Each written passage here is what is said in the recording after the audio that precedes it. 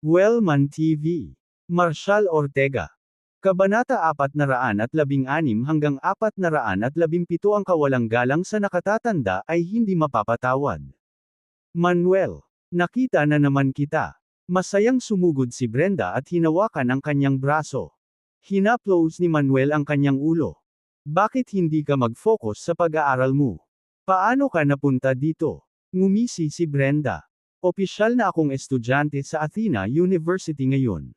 Nandito ako bilang exchange student sa Brighton University sa Draconia at dito ako mag-aaral sa susunod na mga taon. Kaya, sa tuwing nami-miss kita, madali akong makadalaw. Oh, at narito ang isang bagong produkto mula sa chain store ng Marisa Soup Kitchen. Dinala ni Madam Stephanie ang mga nangungunang designer at marketer para likhain itong portable na soup packaging. Marisa wanted me to bring some for you, an entire carload. It'll be here tonight. She's swamped right now but promised to visit US once things settle down. Ngumiti si Manuel, tumingin sa bagong packaging at pagkatapos ay kay Stephanie na may pagpapahalaga. Nagpatuloy si Brenda, nabanggit ni Madam Stephanie na pumunta sa Draconia para makita ka, kaya sumama ako. Sa loob ng ilang araw, pupunta ako sa Brighton para makita ka. Siguraduhin mong nag-i-effort ka dyan. Sabi ni Manuel sabay tapik sa ulo niya. Oo, naaalala ko lahat ng sinasabi mo sa akin. Sagot ni Brenda, magiliw na nakasandal sa kanyang balikat, na nagdulot ng inggit sa mga babaeng nasa malapit. Maraming nanunood ang nakaramdam ng matinding pagnanais na maging malapit kay Manuel, parang isang panaginip ang dumating. Totoo. Maya-maya lang, biglang pumasok si Logan na mukhang gulat na gulat. Mr. Ortega. Ang Dragon Leader ng Phoenix Vanguard at ang kanyang asawa, kasama ang kanilang mga tagasunod, ay dumating upang magbigay galang. Sa hudyat ni Manuel, pumasok sa villa ang 12 angkop na lalaki, na bumubuo ng 2 linya upang magbukas ng landas. Nilapitan ni Cass Ian at ng kanyang asawang si Mavis si Manuel, na sinundan ng 20 pinuno ng sangay ng Phoenix Vanguard. Sabay-sabay silang bumagsak ang isa nilang tuhod. Pagbati, Mr. Ortega. Nang sinubukan ng mga tao na masulyapan si Cass Ian, ang kanyang mga alagad ay mabilis na bumuo ng isang pader sa paligid niya, na pinangangalagaan siya mula sa kanyang paningin. Gayunpaman, namangha ang mga naruroon at online na manunood. Ang pinuno ng kilalang Phoenix Vanguard ay pumunta sa Harmonfield Villa 1 upang parangalan si Manuel. Lalong lumalim ang pangunawa ng lahat kay Manuel sino siya para mag-utos ng ganoong paggalang sa isang taong kayang yumanig sa mundo ng kadiliman. Sa pag-iisip na iyon, may isip kung gaano kalakas ang background ni Manuel. Nakatingin mula sa malayo, si Alice, Juliet, at ang iba pang mga Miller ay nakatayong nagyelo, lubos na nalilito sa mga pangyayari sa harap nila. Magalang na nagsalita si Cass Ian, Mr. Ortega, pumunta ako sa Draconia para maglinis pagkatapos ng mga maling gawain ni Drogo. Ang lahat ng sangay ng Phoenix Vanguard sa buong Southeast Orientia ay ganap ng naayos. Bilang pasasalamat sa pagtulong sa akin na baguhin ang aking buhay, gusto kong ialay sa iyo ang pinakamahalagang kayamanan ng Phoenix Vanguard, ang Dragon Seal. Mula sa araw na ito, kikilalanin ka ng Dragon Hall ng Phoenix Vanguard at ng 72 branch nito bilang Supreme Dragon Leader. Inabot ni Cass Ian kay Manuel ang isang kumikinang na Dragon Pendant. Habang tinatamaan ito ng sikat ng araw, ang pendant ay nagniningning na may maningning na liwanag. Iyon ang maalamat na Dragon Seal, ang simbolo ng pamumuno sa libu-libong disipulo ng Phoenix Vanguard. Si Drake, na puno ng pananabik sa pakikipagkita sa Phoenix Vanguard Dragon Leader, ay naglaan ng ilang sandali upang i-compose ang kanyang sarili. Naalala niya kung paano nailigtas ni Cass Ian ang negosyo ng kanyang pamilya sa pamamagitan ng paglilipat ng 200 bilyon sa kanilang mga account, lahat ay salamat kay Manuel. Pagkaraan ng ilang sandali ng pag-aalinlangan, humakbang siya pasulong. Mr. Ortega, kung hindi dahil sa inyo at sa Dragon Leader, bumagsak na ang Don's Eastvale Development Group. Lubos akong nagpapasalamat sa inyong dalawa. Ang gesture ni Drake na nakayuko sa kanyang tuhod ay namangha sa mga nanunood. Mabilis siyang tinulungan ni Cass Ian na makatayo. Mr. Don Sr. There's no need for such formalities. As one of Mr. Ortega associates, you are considered an honored guest of Phoenix Vanguard. For Mr. Ortega's sake, 200 billion is nothing. Nagbaw siya kay Manuel. Mr. Ortega, aalis na kami ng asawa ko.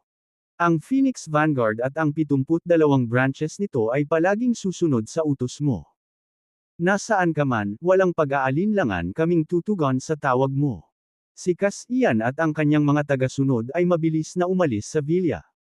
Si Stephanie at ang mga Neville ay umalis din ng may paggalang. Niyakap ni Jane ng mahigpit si Manuel, punong-puno ng luha ang mga mata. Babalik ako kaagad, Master. Column, Brenda. Sabi niya bago mabilis na lumabas ng villa, hindi na napigilan ang kanyang emosyon. Pinangunahan ni Stephanie ang mga rogerios, at yumuko rin si Willie kay Manuel bago umalis. Nang umaalis na ang lahat, lumapit si Hank kay Manuel. Manuel, walang saysay na hawakan mo ang Python Crown Herb at ang South Star Gem. Ibigay mo sila sa akin. Ang mga kayamanang ito ay makapagpapagaling sa aking matigas na sakit, at ang pagbibigay nito sa akin ay pagpapakita ng paggalang sa iyong nakatatanda.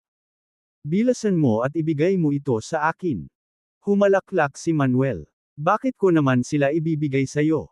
Oh, and stop calling yourself my elder. Sino ka sa tingin mo? Lalong nairita si Hank. Paano ka makakapagsalita ng ganito? Kahit na magkamali ang matanda, hindi mo dapat ipagtanggol sila.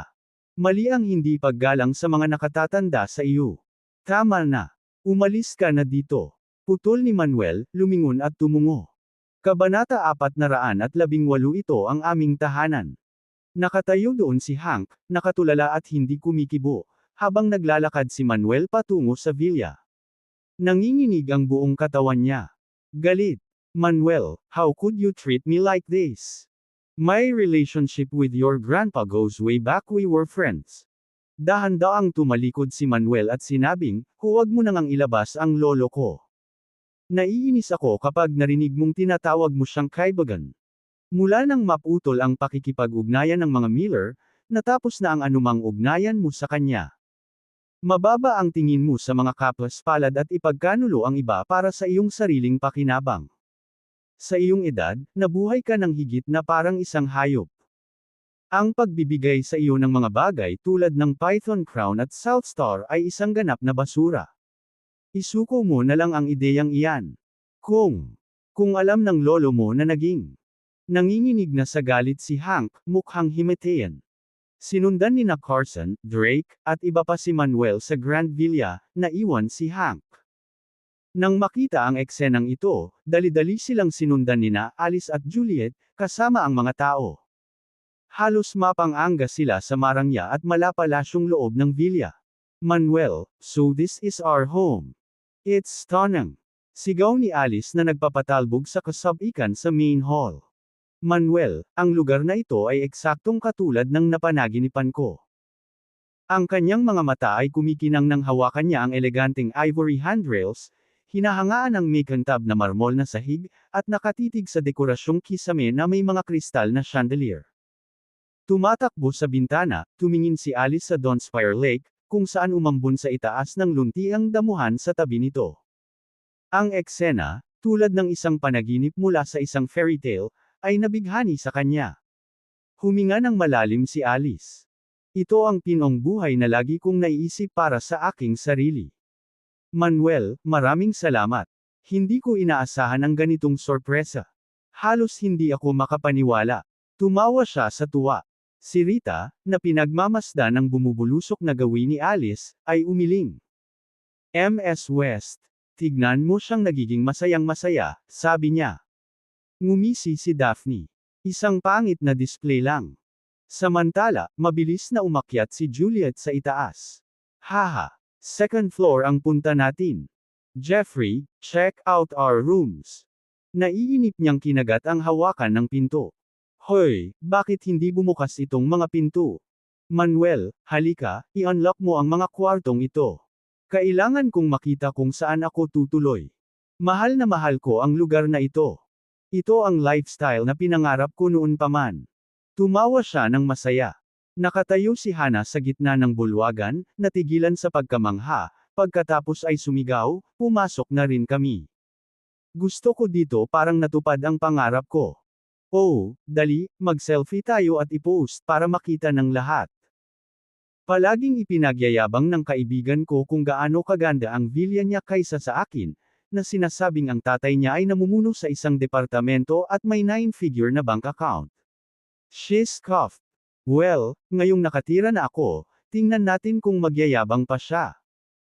Sasabihin ko sa kanya na ang aking lolo ay mas matagumpay, na may 10 halaga na ipon, at ang aking pamilya ay may 100 mga villa na tulad nito. Si Hana ay sabik na kumuha ng litrato sa kanyang telepono. Sinenyasan ni Manuel sina Carson, Drake, at ang iba pa na maupo sa couch sa sala. Biglang sumugod si Alice sabay turo sa kanila. Bumangon ka, huwag mong dumihan ang aking sopa. Natigilan si Drake, natulala. Nagulat din si Manuel sa pagsabog. Habang pinagmamasdan ng mga Miller na halos gamulong-gulong sa sahig sa tuwa, hindi niya maiwasang mapangiti. Seryoso. Napakawalandiya nila. Maya-maya pa, nagmamadaling pumasok sina Ryder at Sean. Mr. Ortega, nabalitaan naming nandito ka. Tumigil ka. Sigaw ni Alice, hindi malinis ang mga paa mo. Magugulo ka sa sahig ko. Huminto si Ryder, nakatingin sa pagitan nina Alice at Manuel, nalilito. Mr. Ortega, anong nangyayari? Ryder, tanggalin mo ang mga Miller. Sila ay walang iba kundi mga basura. Malamig na utos ni Manuel sabay turo kay Alice at sa iba pa. Naunawaan sa wakas, nagbigay ng utos si Ryder, Sean, itapon mo ang mga taong ito. Natigilan si Alice, nataranta, at sumigaw, Manuel, ano ang nangyari sa iyo? Ako ang iyong kasintahan. Paano ka makikinig sa mga tagalabas sa iyong pamilya? Shut up, Alice. Kung hindi nagpakita ng awa si Mr. Ortega dahil sa past ties niya sa Millers, tapos ka na. Sagot ni Sean, hinawakan siya at pilit na pinaalis. Si Juliet ay kinaladkad pababa ng iilan sa mga alagad ng Abyssal Dominion. Mga bastard kayo. Hindi nyo ba alam kung sino ang manugang ko? Siya si Manuel. Kung narinig niya ang tungkol dito. Nang madaanan niya si Manuel, sumigaw siya, Manuel. Ako ang biyenan mo. How dare they treat me like this? You should be getting rid of them. Get lost. You disgusted me. Malamig na sagot ni Manuel. Ilabas mo silang lahat. Ang daming basura. Si Hank, na hinayla patungo sa pinto, ay nakiusap ng buong puso, Manuel, alang-alang sa nakaraan ng iyong lolo. Pakikipagkaibigan sa akin, ibigay mo lang sa akin ang Python Crown. Wala na akong masyadong oras. Sinabi sa akin ni Mr. Underwood na si Master Ortega lang at magpakita ng kaunting awa kapag nakakita ka ng isang matandang nakaharap sa D. Kabanata 419 na ikaw ba si Master Ortega? Tumahimik ka, matanda. Sigaw ni Sean sabay turo kay Hank. Dagdag 5 libreng barya. Mr. Miller Sr. Tinawag si Wilder, presidente ng Draconia Holistic Medicine Association, nang dumating siya kasama si Calvin, presidente ng Harmonfield Holistic Medicine Association, at isang grupo na pinamumunuan ni Logan. Mabilis silang nakarating sa harapan ng Villa 1. Nang makita si Hank na nakaupo sa lupa, nagtanong si Wilder, Mr. Miller Sr. Ano ang nangyari? Natapos na ba ang seremonya ng engagement ng apo mo? Umiling si Hank. Kalimutan mo na, Mr. Lennon. Tapos biglang nagningning ang mga mata niya. Mr. Lennon, nahanap mo ba si Master Ortega para sa akin? Iiling-iling na sana si Wilder nang mapansin niya si Manuel sa Villa Hall at napabulalas, I found him. Mr. Miller Sr. You're saved. Tuwang-tuwang hinawakan ni Hank ang braso ni Wilder. Maraming salamat, Mr. Lennon. Sinubukan ni Wilder na kumalas sa pagkakahawak ni Hank at sumugod sa villa, ngunit hinawakan siya ng mahigpit ni Hank, na parang isang lifeline. Mr. Lennon, ikaw ang aking tagapagligtas.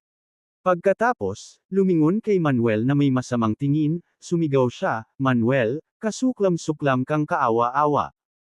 Hindi ko kailangan ng iyong Python Crown. Mabubuhay ako nang wala ito. Nahanap na ni Mr. Lennon si Master Ortega para sa akin, at malapit nang gumaling ang sakit ko. Kapag gumaling ako, babalik ako ng mas malakas at tuturuan ka ng leksyon. You unkind brat. Mariing hinawakan ni Hank ang kamay ni Wilder, na nagsasabing, Mr. Lennon, kailangan mong dalhin ako kay Master Ortega. Ang buhay ko ay nakasalalay sa iyo. Kahit sinubukang humiwalay ni Wilder, nanatiling matatag ang pagkakahawak ni Hank. Pakiusap, Mr. Lennon, dalhin mo ako kay Master Ortega. Babayaran ng mga Miller ang anumang kailangan para mailigtas ako. Nasaan si Master Ortega? Fair na.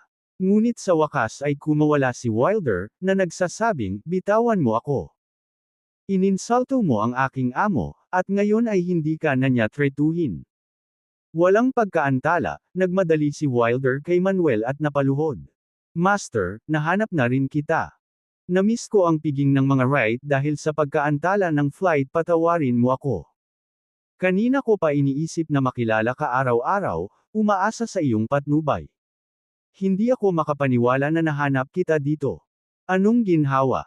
Pagpapatuloy niya, ito dapat ang pagdiriwang ng engagement ng mga Miller. Wala akong ideya na magiging ganito ang mga bagay. Halos hindi ko alam si Hank. Ang aking alagad ang nagayos ng lahat ng ito. Kung alam ko, hindi na sana ako umalis dito. Ngumiti si Manuel. Kailan pa kita tinanggap na alagad ko? Nagulat si Wilder. Master, wala akong nirerespeto kahit kanino hanggang sa nakilala kita. Simula noong araw na iyon, kilala na kita. Sila ang dapat kong sundin. Master, tanggapin mo ako. Manuel chuckled and said, bakit ba ang persigido mo sa edad mo? Bumangon ka na lang. Mukhang natigilan si Wilder pero paulit-ulit siyang nagpasalamat. Calvin, halika at magbigay galang kay Master. Gitling. Si Calvin at ang dalawa sa mga alagad ni Wilder ay yumuko kay Manuel. Pagbati, Mr. Ortega. Umiling si Manuel, natuwa. Sige, enough with the formalities. Umupo ka na lang. Nanginginig, bumangon si Wilder at tumabi kay Manuel, na nagdedeklara, nandito ka. Kaya kung tumayo. Tiningnan ni Manuel si Wilder at ang iba na may bahagyang ngiti, tumango.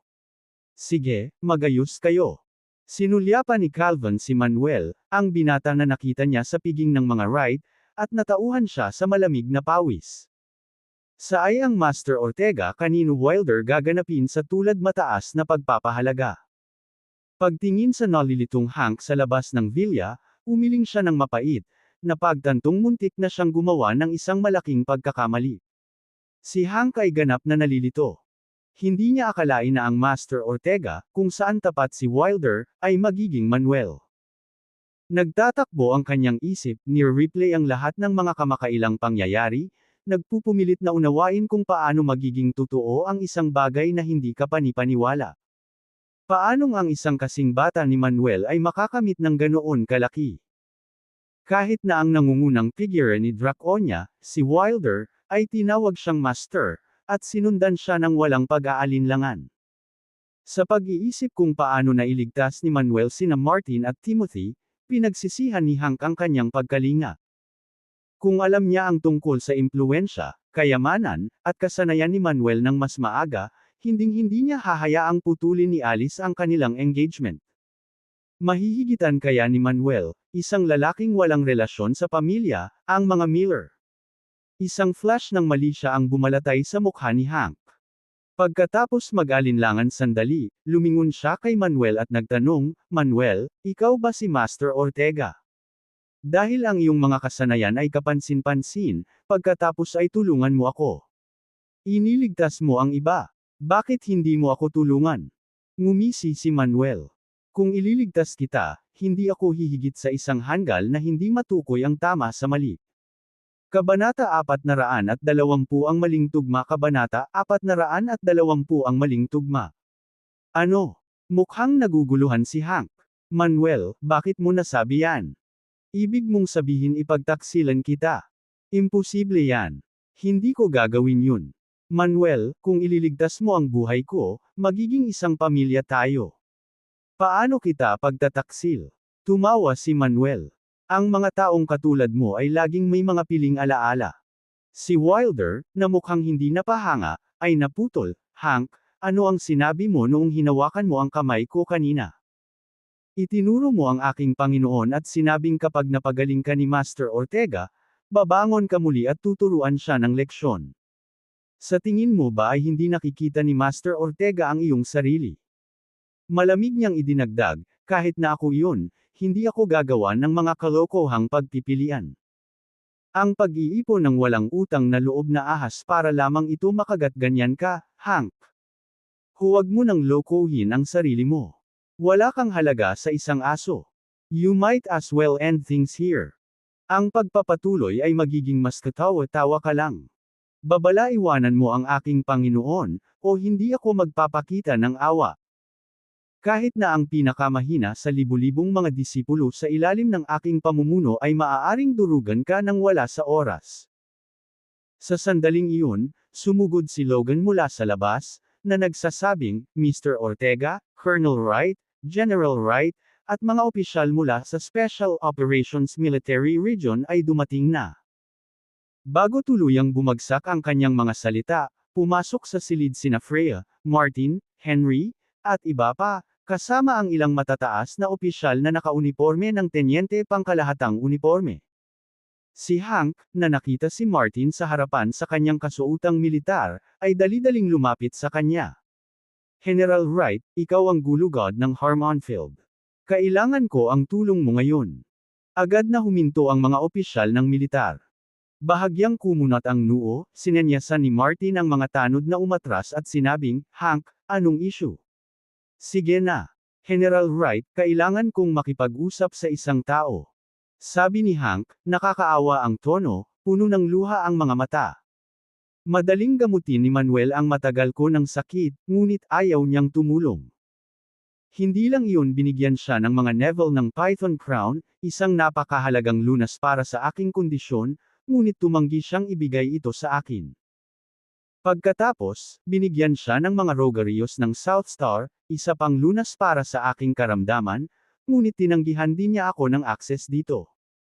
General Wright, hindi ba ang lalaking ito ay walang utang na loob, hindi tapat, hindi mabait, at ganap na hindi makatarungan? Pantay na sagot ni Martin, go on. Many years ago, nakipag-marriage pact kami ng lolo niya sa pagitan ni Manuel at ng apo ko, na ay hindi pa ipinanganak. By that arrangement, dapat member na si Manuel ng family ko as my grandson-in-law.